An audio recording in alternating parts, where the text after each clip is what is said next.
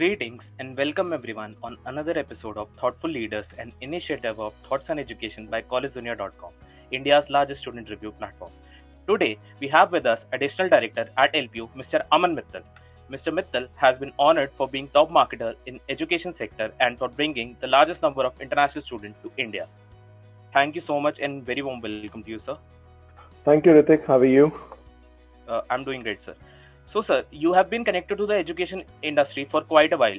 What are the key factors that keep you connected with the education sector?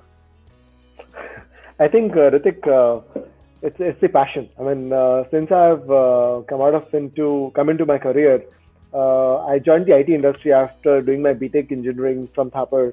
Then I went for my MBA in the UK, and there I did my dissertation on total quality management. And once you get hooked to your dissertation, I mean, it really remains and hit you very, very hard. I think it hit me very hard, and it remained into me. And then I think education has become my passion now. I can talk about it quite a lot. I love to read about education. I like to discuss about education. I think it's now in the blood, and I think that's one thing which keeps me going forward about that I'm so hooked to it now. So, sir, what is your philosophy of leadership? How would you describe your leadership style? I think it's very democratic. I mean, I always believe that no leadership style could be very autocratic and democratic. Mine is a very democratic style. While I do say sometimes put my foot down, but most of the time it would be more of a democratic that okay, let's take people along, and I think that for me it has really worked well because you get a lot of opinion and sometimes you just think one straight line and you don't hear from other people. I mean, there are leaders and from who do that way, and it worked for them. But I think for me, listening to people, understanding their viewpoints, have actually made that product, made that marketing idea, or made it any particular thing better only. So I think mine would be more democratic in nature, and I think it's more of carrot and then a little bit of spade approach. I think it's very important to keep your team motivated.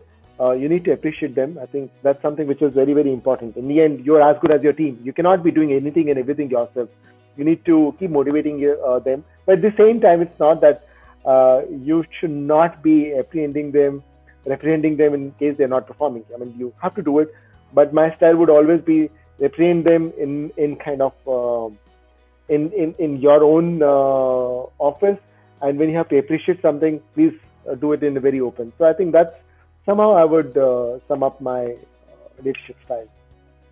So, sir, Lovely Professional University is known for its intake of foreign national students and its campus placement. How do you strategize about these key programs and plans for marketing and administration for LPU University? I think it's again we listen a lot. I mean, we take a lot of feedbacks. I think this feedbacks have really helped us to improve our product, even the university's functioning, and even a lot of our marketing ideas. And those feedback has always been very integral part of whatever we do, be it teaching or marketing or creating new programs. Uh, Everything what we do is based on a lot of feedback, and that has really helped us to keep evolving and improving year on year. And we connect with the industry very well. I mean, a lot of universities they say, okay, we are more supreme than the industry, but we say that okay, university and academia has to work very closely, and LPU has been working with the academia, industry very very closely and taking a lot of their feedback. So all our programs are discussed with the industry. We take the feedback from the industry about the market demand in future, or the curriculum that we are developing is in line with the expectation that they have, and that has really helped us. And even the international recruitment, we have been trying to support our international students in whatever way, and been listening to them that how we can go to different countries. Why you have come here? I mean, why did you choose LP in the first place? And those answers give us to improve on things and grow bigger. So, sir, with the recent pandemic attack of COVID-19 and announcement of JEE exams, what are your views on the preparedness of the education system in India? See, I think there was a shock in the month of March for everyone, for the whole of the sector, be it education, retail, finance, or manufacturing, whatever you can say. Everybody was in a state of shock. But I think it's the willpower of the Indian entrepreneurs, Indian professionals, that everybody has come out of it very quickly. I think education was one sector which was able to come out of it very quickly, because while the manufacturing sector and or many of the sectors were completely shut down, we could not shut down our education, because you were in the middle of the semester. You can't just stop the education. The education had to go on. I mean, we have our kids who are in schools. Their education went online. Even with the university, within 3 days and night, actually, LPU ensured that our teaching went online. And LPU also had a very, very huge infrastructure, IT infrastructure already available. I mean, no, we were not really prepared for, or we were not really knew that this was coming, but we had a very strong IT infrastructure already in place. So that helped us to get back to the normal teaching very, very quickly. Our faculty had played a very important role. I think kudos to them. They worked really, really hard to ensure that the students don't miss on any of the education. But I think overall, the education sector, most of it, I would say, most of us have come up very nicely. It shows that Indian education system is very strong, and it can go and as no Prime Minister Modi and even the new education policy says that okay, we can become the wish guru, which is that a global education hub. We have that power to be among the global education provider. So, sir, continuing your point, the education system in India and other foreign countries are structured very differently. In your Mhm. experience, what can an inbound student gain from studying here at LPU University? I think it's the, I mean, if you talk, I mean, there are two questions. One is that about LP, or one is about the India. The I structure, think right? Lovely Professional University is designed very differently in terms of the infrastructure. I think it's a city in itself. It's a 600-acre campus with some 32,000 students coming from 50 different countries, 28 states, all UTs. I mean, look at the diversity that you get. I mean, it's a mini city.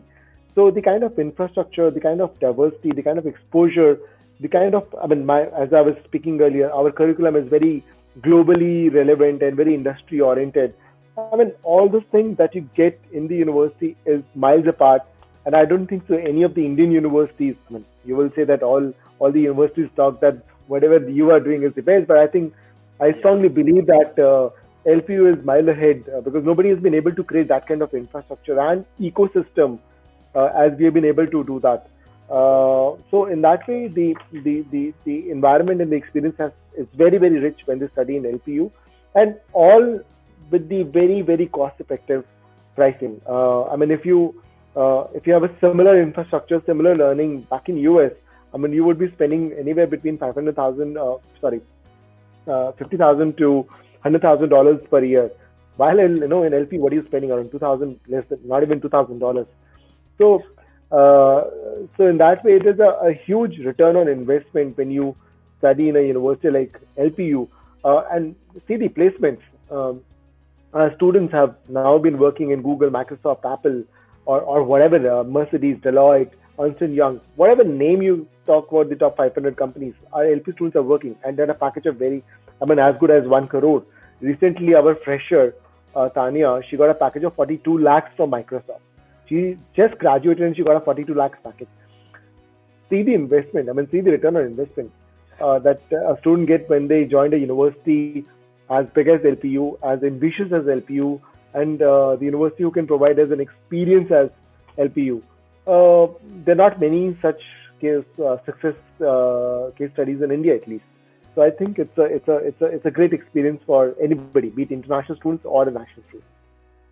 So, sir, for our viewers, can you share your views on the new education policy 2020?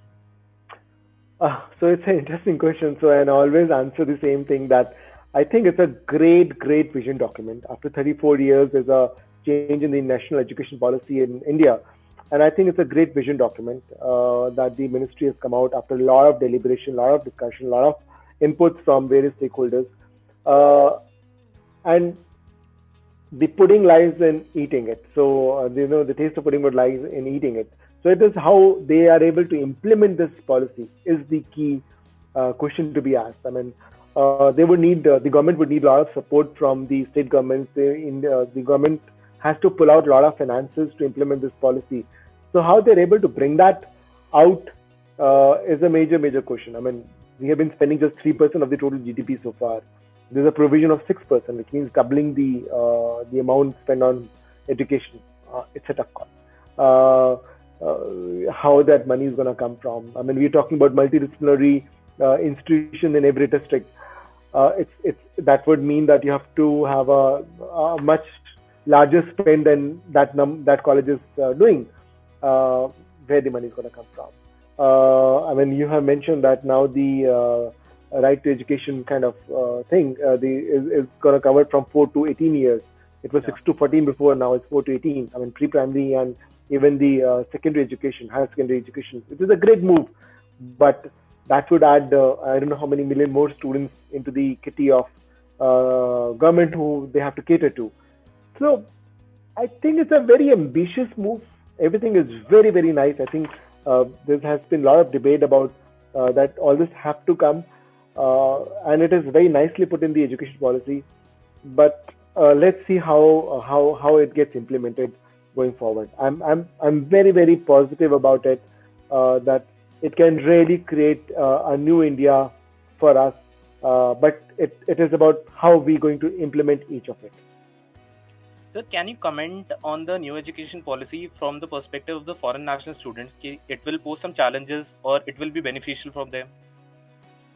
See, foreign national students should get benefited because at least they're talking about that no India to make a Vishwakaroo. So I'm sure there would be more provisions that would be made in the implementation part of it. Probably the issues like FRRO are there; those get would be streamlined. Probably the universities would be allowed to take these students in a larger number. Probably there would be more incentive to the institutions who are recruiting foreign students. So I think it all depends upon how the government take it, how much seriously the government takes it. If they take it seriously, I see that there's a huge merit for this because the government has spoken about it. So I'm sure if they've spoken about it, they're gonna implement it to some extent. It's a 20 years document. I mean, this is for 2040. So it's a 20-year document. So I think in phases as the government is going to implement it, more and more people going to benefit. Even the Indian national students going to benefit. Even the foreign national students going to benefit from it. So, sir, how does the curriculum of the LPU University ensure the best practice of the industry? I think, as I told you, the best part is that we take the feedback while starting the program itself. I mean, if you want to start any program, we first go to the industry that do you really have any demand on such programs? Because many times the industry says that, okay, why don't you start such programs? We have a demand. And once we have that thing, all our curriculum, and when I say all means all our curriculum, even to the music, to the art, to the architecture, to the pharmacy, to the engineering, to the aerospace, to the nanotechnology. I mean, if you have a huge space of program, every program is taken to the relevant industry, and their inputs are taken. Most of the industry people are part of our advisory boards. Their inputs are taken, and then only it is made part of the mainframe program. Also, I mean, the industry is changing very quickly. I mean, people be talking about the 2G and 3G or 4G or 5G, people talking about Industry 4.0 and stuff like that. Things are moving very, very quickly. So we have also made sure that every 1 year we will have a review of the curriculum. If there's any major inputs that come from the industry, we will try to incorporate that. So we will stay relevant. I mean, the call now is to stay relevant. Moment you see that, we have made the best curriculum, we don't need to go to the industry, we don't need to speak to the industry, we are the best. Moment this feeling that you are the best sinks in, you're lost. The idea should be that, no, I think there's still a scope of improvement, let's do that. If there's a scope of going to the industry, let's do that. We have spoken to this set of industry, probably we can cover this set of industry as well, let's do that. I think that feeling of it can be improved is very important, and that's what we feel makes us better than many of the universities. So, sir, as said by you, at the current times, most of the jobs are lost for the people. The economy is falling down. What are the key programs and plans the university has planned for the student of different economic backgrounds in these situations? See, I think relevantly, when the economy is shrinking at 23% in the first quarter, I mean, definitely we are in a big problem. But I think my idea would also be that let's not. I always tell the people that no, we are not making people as recession proof. We are making the recession ready, because I think globally we have to admit that there would be recession, and it's going to come, and we can't just stop it anyway. We have to make the students recession ready, which means that we have to give them those competencies which would be required by the world as they are coming out of the recession. I mean, this recession will come out. I mean, the economy is going to come out of the recession, but it's going to take some time. And who would be more successful? People who have the relevant information which is required by the industry. I mean, people are talking about IoT. People are talking about big data. People are talking about the artificial intelligence now. While we already, I mean, 4 years, 5 years back, we have already introduced this specialization as part of the program. So I think now they are quite relevant when they come out in the industry. So, and similarly, now we are also tying up with we have started a new program with the Upgrad, in collaboration with the Upgrad, which is on the artificial intelligence and machine learning, which is very much hands-on approach. We have started a new program in the MBA program, where we are talking to the industry, and the program would be delivered by the industry. So I think we are trying to make our students as relevant as possible so that they become recession ready, and does not really talk about recession. So, and I think we are doing a great job in that. So, sir, keeping these situations in mind, and as you pointed out the recession situation, what do you think the university's top priority should be over the next 10 years? See, I think 10 years is a very long term. I think first we should have a short term and mid term and the long term plan. The short term plan would be to ensure that the continuity of the education keeps going on. I mean, there should not be any stoppage to the education. So that's the most important thing. First point. Going forward, that would be the first priority. And when I say continuity, it does not mean that okay, we should have a good IT infrastructure. We open these Zoom calls and there's a faculty and there are 50, 100 students and we're teaching them. No, I think we need to ensure that the education, even if done online, should be as good as face-to-face learning. And we truly believe in that. So there's a lot of steps that we are taking to ensure that our learning is as good as face-to-face, even when that is online program. We are talking to the companies to provide them virtual internships so that no internship thing does not get lost. So there's so many such things that we are trying to do to ensure a good learning to the students. I think that is a short-term program. I think mid-term plan is, as I said, to be very relevant with respect to the industry requirements, and to ensure that we still keep in touch with the industry and take their inputs while designing the program. Long-term plan is we want to be among the top 200 universities of the world for sure. I mean, there's not any university in India who's in top 200, and LP wants to be the one university who would be in the top 200 in the world. Not in India, not Asia. We are already in top 100. Asia, we are trying to come in top 200. In the world, we want to be in top 200 universities, and going forward, maybe better. But that's how I put it: short-term, long-term, and mid-term plans. Okay, great, sir. Great. What are some of the biggest challenges that you see, both for higher education in general and for LPU University specifically? See, the challenges are ample. I mean, education is always a very regulated domain area. So I think over-regulation is a very big challenge, and I think it's very important that let's go off that regulatory path to be a little more open. I think it's important that there's a lot of provision in the education policy about making it light but tight. So I think that's okay. I mean, if that thing gets implemented, that's pretty fine. And with respect to the LPU specific, I think our major challenge has always been to get the right people who are as passionate as we are about the education. And that's a challenge with all the organization. And we are always looking for those people who can accept the challenge and take it forward. And that challenge is with all the university, but we feel that we would like to overcome it. Now, over the last 5-7 years, we have overcome it very nicely, and we have one of the best people from the industry who have joined us, one of the best people from the academy who have joined us. So the team is pretty good. It's because of the COVID. I don't know how many people would like to change the jobs and join a new organization. That becomes a short-term challenge for an organization who's striving to be the best. So that's a challenge that LPU would have to face.